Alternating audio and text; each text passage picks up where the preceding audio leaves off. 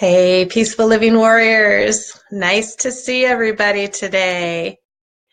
So today's topic is building on what we have been talking about all month, how to build a supportive community around you.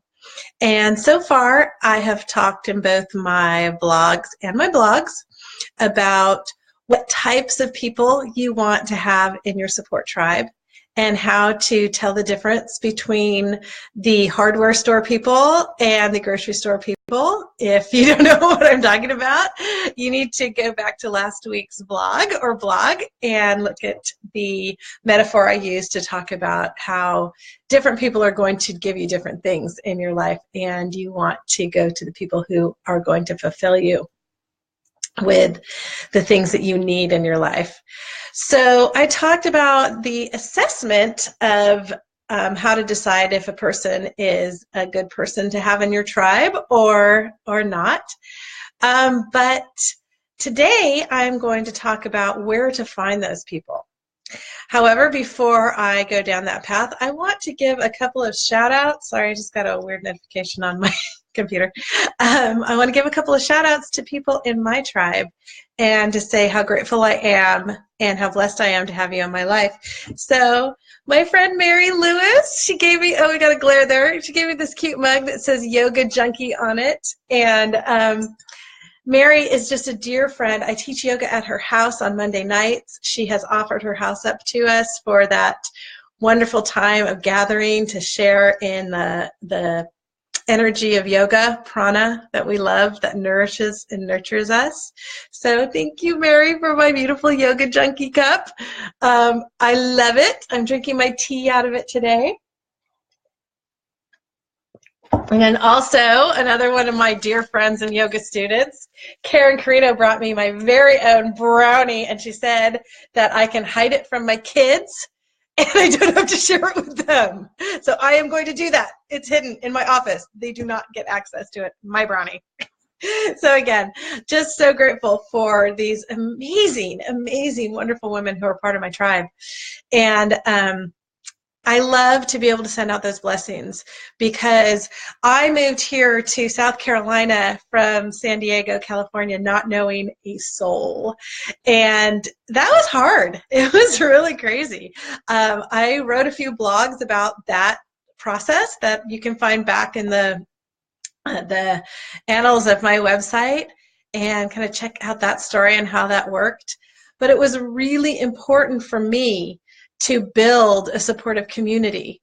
And I had an incredible, and still do have an incredible supportive community in San Diego.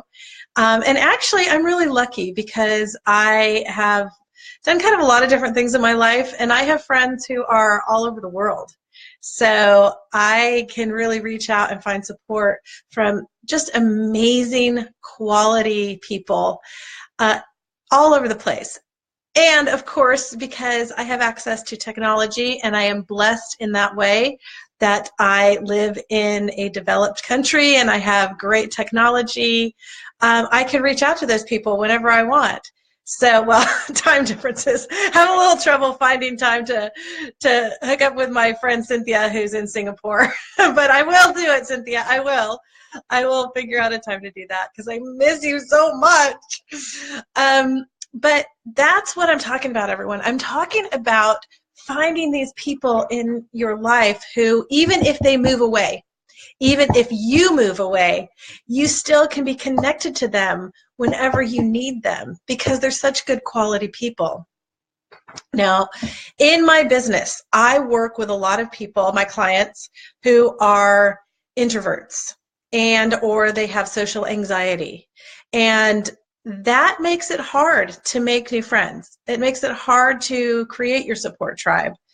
But today I want to talk about some different ways to do that. That'll make it easier.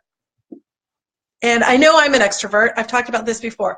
But I have gone through periods of my life where I've had really amazingly deep social anxiety. And it all stemmed from the fact that I was bullied as a kid.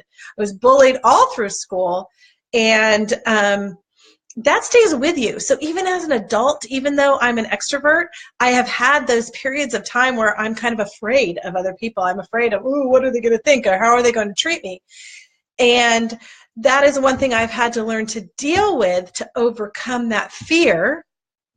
And also, the story I told last week about how to decide between the people who are going to be emotionally supportive versus the people who are not, that became a very important tool for me in overcoming my social anxiety as well. Because when you have had people, and even as an adult, I've had people bully me. I mean, we all know about Facebook and how people can be really mean on Facebook. I wrote a blog about how mean people suck last fall. So I have had to really differentiate between people who are not the kind of people I want to have in my life and people who are the kind of people that will be in my support tribe, because that helps me overcome my social anxiety. So that there is my gift to you guys who have social anxiety. If you are looking for and attracting those people who are the grocery store people I talked about last week, who are the people who are going to be there to fulfill your emotional needs, then you don't have to worry about the rest of the people. You don't have to worry about people who are going to be mean to you, because you're just going to repel them. And I'll be honest with you, since I have taken on this philosophy, I guess, but really it's more of an energy, people who are not, they don't share in the kind of positivity that I live in, they are kind of repelled from me. They don't even come into my life. Or if they do, they might come in for a short time and they take themselves out. So I'm not really a person who has to go around saying, I don't think I want to be friends with that person, or yeah, I'm going to be acquaintances with her, because they do it for themselves. They just realize that I am not the type of person that they like either. And that's okay. That is the beauty of being a human being. There are all sorts of different people who can make up all sorts of different groupings, and they can come together for themselves and find a happy place for themselves. So for me, I want people who are positive and happy and joyful, and that don't get joy from, how do I put this politely, making other people feel bad about themselves. I know there are people that's just fun for them, but that's not fun for me. So if they want to have their space online or in person, that's great. And again, they kind of don't like me, and that's okay. So that's another thing that helped me to overcome my social anxiety, is realizing that not everybody is going to like me, and that's okay. In fact, I got that one from Oprah Winfrey like 20 years ago, maybe 25 years ago. And she said one of the most important things she learned in life was that not everybody's going to like her. And when she accepted that, she felt a lot better about herself. And so I've gone forward with that, and I'm okay with people not liking me. Now, if there were a lot of people who didn't like me because I was being yucky all the time, I would want to reevaluate my own personality and how I was interacting with others. Okay, so enough about social anxiety. There were some ways to get over that, and I will write more on that at a later time. Don't have that calendared right now, but if it's something that you really would like me to talk about right away, let me know. Give me a shout out. And I'm happy to do a vlog and a blog on that. I can fit it into the calendar. But on to the topic of the day, because I've been rambling on. Where to find these quality grocery store people. So in my blog, I talk about some different places that you can go to find your support tribe. Now, I want to make sure that I am communicating that your support tribe is definitely made up of family and friends. But I also really highly recommend that if you have a lot of stress in your life, if you have any kind of overwhelming anxiety, if you have any depression, it is really important that you seek out a coach or a therapist, because those people are trained to be your support system. They are trained to help you with your anxiety, with your depression, with whatever it is that's going on in your life. And that is really important to go to somebody who is trained. So again, go find a coach, go find a therapist. I coach people all the time. We do it online. We do it through video chat. Reach out to me. I'm happy to talk to you about how I might be able to help you. I also have some amazing therapists I can recommend in both the Somerville, South Carolina area and the San Diego, North County, San Diego area. The therapists I know don't work online, they work in person, but happy to help with that. So find somebody who is a trained professional. Also, a pastor or a spiritual leader, very important person. Again, if you're having overwhelming feelings of anxiety, depression, any of those kind of negative feelings, reach out to a spiritual leader, reach out to a pastor, priest, minister, rabbi, whomever is your spiritual guide, and go to that person, because again, they are trained as part of their profession to be a support system for you. And they can also be a good point for building a community as well, because many of us, if we are involved in some kind of religious or spiritual center, we'll be able to find a like-minded community in that place. I know here in the South, church is very important. So a lot of people attend church and they go to regular church, they go to Sunday school, they go to smaller community groups, they go to Wednesday night Bible study, and that is a great place to meet your community because you have a lot in common. Now, in our family, we're not terribly religious, we're very spiritual, and we have not found a spiritual community that meets our theology, and so we're still looking for that. But if you don't have a spiritual community, that's okay. You can find community in all sorts of places.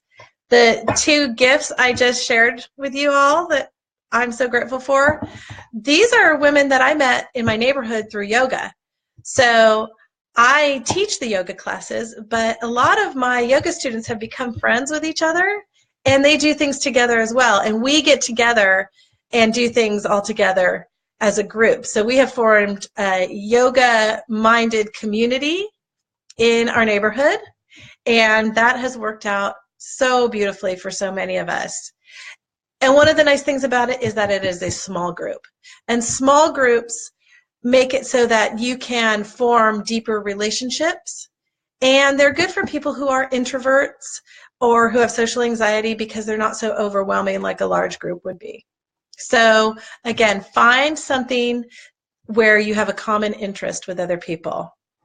Another place I highly recommend is going through your community center or your library or meetup.com and finding, hi, Stephanie Hennings, speaking of one of my tribe who I am so grateful for. So Stephanie and I met actually here in the neighborhood, but because of a mutual interest in entrepreneurship.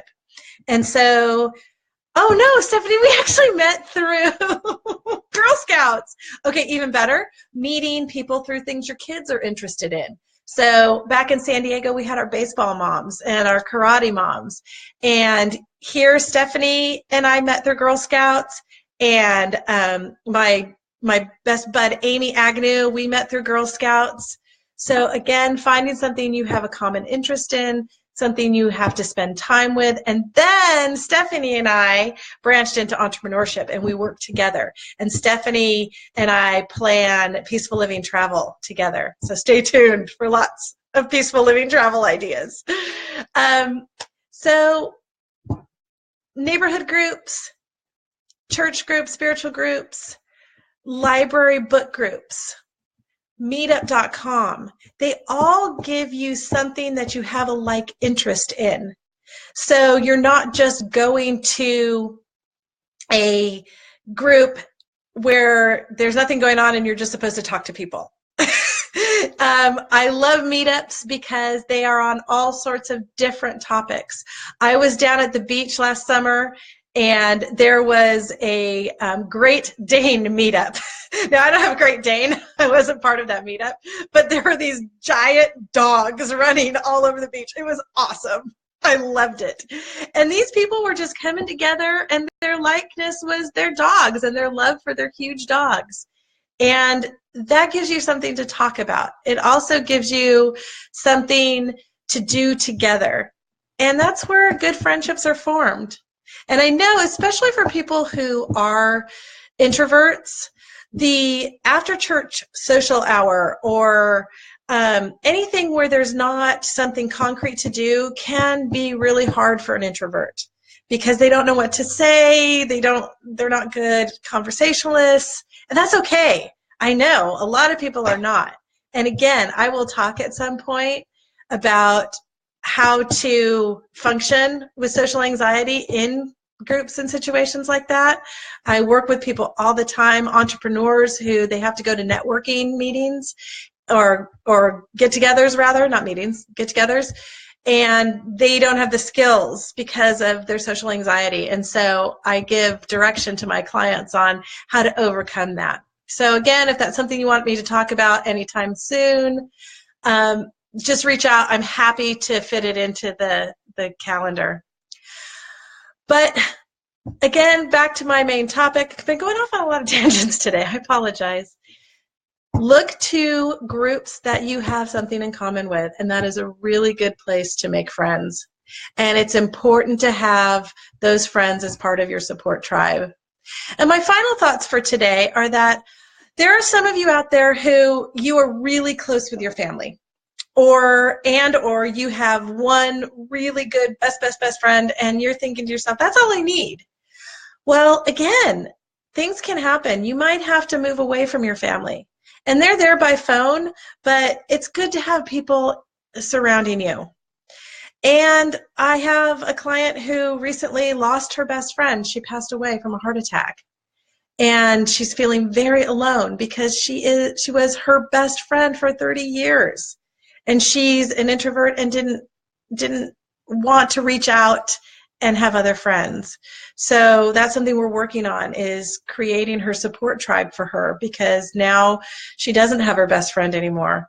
And that's another reason it's important to have a little bit wider spread of a support tribe. So just to recap, reach out to a trained professional if you are having anxiety, depression, or anything that is really overwhelming.